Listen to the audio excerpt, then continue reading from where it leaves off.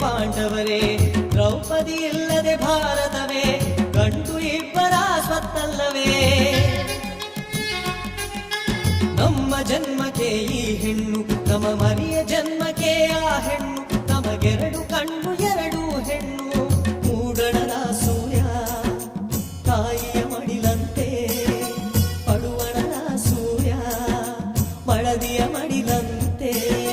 ತಾಯಿ ಇಲ್ಲದೆ ತವರಿಲ್ಲ, ಮಡದಿ ಇಲ್ಲದೆ ಮನೆಯಿಲ್ಲ. ತುತ್ತ ಮುತ್ತ ಗೊತ್ತ, ಅತ್ತ ಇತ್ತ ಎತ್ತ.